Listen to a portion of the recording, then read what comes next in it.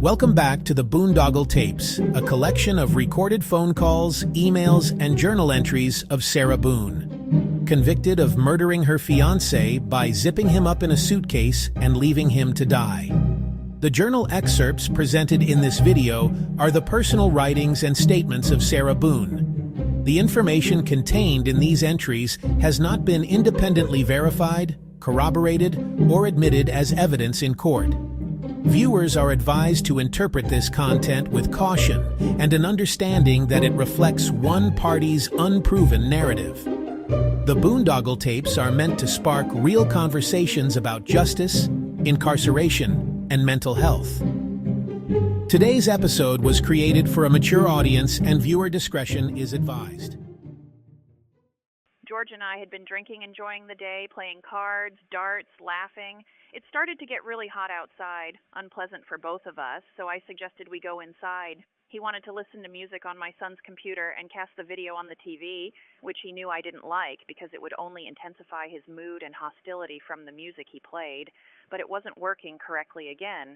I said we could just listen to music. We don't have to have the video like we used to do. We'll still have fun. He was adamant about fixing the TV and fumbling with all the wires, getting extremely frustrated. I suggested I call my ex-husband to see if he could explain on the phone or FaceTime. He came by the other day and worked on it, where at least it came on. George instantly flipped out, yelling, "Fuck my ex-husband, fuck that bitch, stop calling him." I said if I didn't, the TV wouldn't even come on. I don't want that fat piece of shit in my house. Stop being a fucking whore. I tried helping with the wires to get it to work, but he shoved me out of the way on the ground, saying, "You know what? I can fix this," and went upstairs to my son's room to get the baseball bat, tapping it in his hand. I thought he was just joking and tried to take the bat, but he nudged me in the shoulder really hard, telling me to sit down, and just started destroying the TV, hitting it with the bat. Glass was going everywhere. I picked up my phone and started recording, another moment where I was going to show him when sober what he did, not believing he was doing this. There was nothing I could do, plus he had the bat and I was afraid what else he might hit, break, including myself. I just watched thinking we have no TV for my son to watch now. What am I going to say? George will be pissed all over again without the TV, and how am I going to clean this up?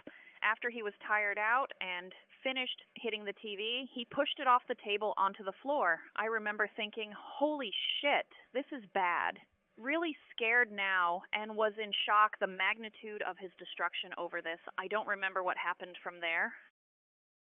Apparently, at some point, I went upstairs and woke up to scraping noises outside and looked through the window. It was George dragging and cursing at the mangled TV, wrestling it to the dumpster, where he just threw it to the side for everyone to see. I just stayed in bed, listening to him ranting and cleaning downstairs, wondering how the day would go. Eventually, I got up and went down to help and assess George, as I knew my son was coming over. Most everything was cleaned, minus having no TV. All George said was he was sorry, he didn't know what happened. We can go look at Walmart for a new one. I told him he can figure out what to tell my son and how we'd pay for a new one. I can't stand him. When I showed him the video, all he did was laugh and say, "Fuck my ex-husband and his TV, we'll get our own." I got whatever else together for the house to appear back to normal. I showered, waited for my son. Apparently, too, George hid the bat, which scared me, thinking that it would be his new weapon of choice. I just kept my eyes open, hoping to find it, or maybe he would forget where he put it.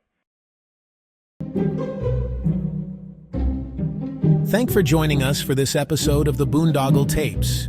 Please don't forget to like, subscribe, and comment below.